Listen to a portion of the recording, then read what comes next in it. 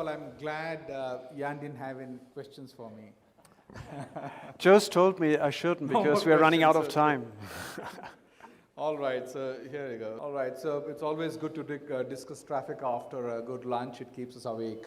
So I'm going to here talk about interventions in cities, transportation, road transportation. How can we really make it efficient? When I say efficient, it's time, it's emissions, and most importantly, it's health.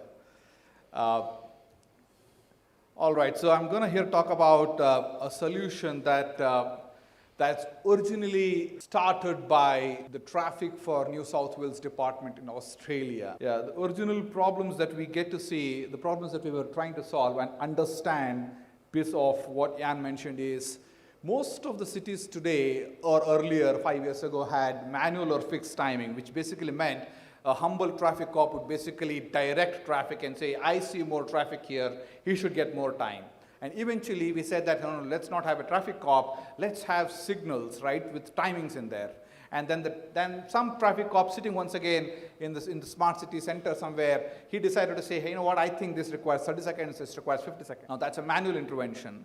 We also had people traveling in cities at a particular time of the day, and that was actually causing congestion during the peak time. You also see, if you're familiar with Bangalore, if you're driving on the MG road, you'll see I travel from Trinity Circle to Anil Kumble Circle, stop, stop, stop. I don't get a green always because the signals are not coordinated, right? And you also see ambulances. I mean, that's a really sorry picture, but then ambulance is really getting struck. I don't want to say VIP movement, which is also important, but then there are real priority movements that are required in some cases. And my favorite point, and that is data-based decision making.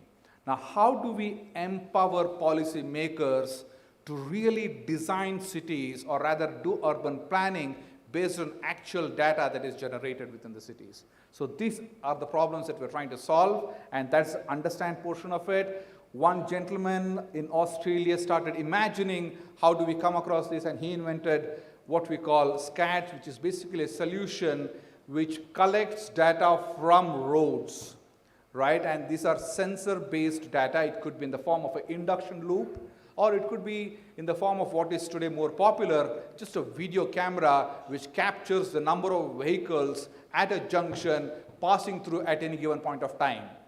Now the best part is it sends this data to a data processing center, and then eventually that data processing center decides the time that it needs to give for a particular approach, and then it comes back to the signal. And the signal will basically say, you know what, 3 o'clock in the morning, please do not have any red signals there. So I think let's just have green. 8 o'clock, I think this is just the starting of the peak hour. I think I need more time here.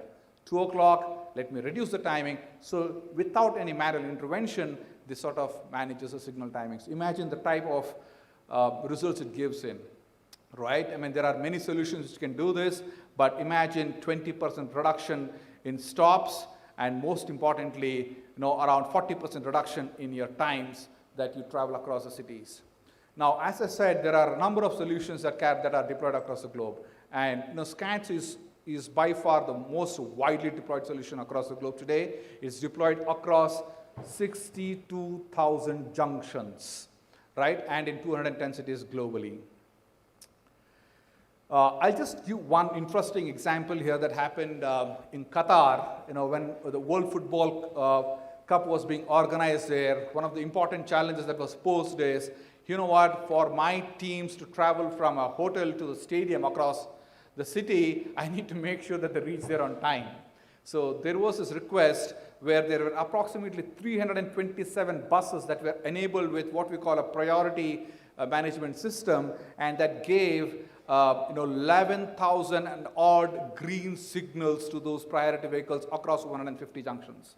The authorities there were so pleased with this timely management of priority vehicles that they decided to expand that from 150 junctions to 400 junctions. Johnson Controls was absolutely privileged to be part of not only the access control, but also the security of this 8 football stadia in Qatar. Now, what next, right? And I think that's the wonder and recreate part of what you mentioned. I think the next step, clearly what's happening now, and it's just not just not in the process of thinking, but then it's also been deployed, and that is V2I, the communication from a vehicle to the infrastructure. Now imagine a driver, let's say he's like 50 meters away from the signal. Now he wants to see what's happening there, right? He can't see, right? I mean, he can't see whether there's a red signal or a yellow signal or a green signal. So he gets this information right on his dashboard because the vehicle is communicating with that infrastructure. Now this Namayatri initiative that we have, imagine the auto drivers actually get it on their app in front of their driving steering, or it basically says, you know what, you've got 20 seconds, you've got green signal, you've got traffic moving in this direction. So it basically, the vehicle communicates with that traffic infrastructure that's at the junction. So that's the next thing, and this is already proven and it's being deployed in New South Wales in Australia, and this is going to be business as usual in that city. Wow. Most importantly, as we move forward, we cannot, in terms of recreating, we cannot change what is already created, right? So in terms of recreating, I think one technology that's been there right on the cards is digital twins, right? Now, city infrastructure cannot be changed every now and then, like the way we change in many places in Bangalore at least. But it's important that we visualize what's going to happen in case if I make one small change, right? Today, if I decide to build a stadia here right on MG Road, how will it affect my traffic flow in the next 2 years? Now, what are the interventions that I need to do? One case. Now, if there are 10,000 people coming out of Chinnaswamy Stadium at 5 o'clock, what will it happen to the metro? Will there be a huge jam there? Will there be a jam on this? I mean, you cannot always learn from happenings, right? You need to devise that, and that's the next thing that's called the cornerstone in SCATS. Now, most importantly, all of this is done, but what are we doing in India? Now, here is a simulation that we did in a city in a very, very busy city in the eastern part of India, where we actually ran simulation across many junctions. This was the most challenging stretch in that city. What we decided to do is replace the junctions, use the SCATS algorithm on it, and see what are we getting out of it. So we took data from the policeman and said this many number of cars during that time of the hour. We simulated this data, and here is what we observed.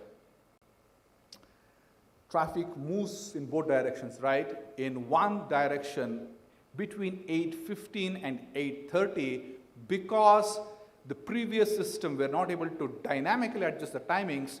Because of the software, there was a 37% in time savings. That's significant. Not only that, even in the opposite direction, you saw a 12% increase. So this is an extremely powerful tool which makes the public policy makers, the implementers, to really make our lives easier, in terms of saving time, in terms of saving our energy, and most importantly, our health. So that's what I would like to conclude with. Thank you so much.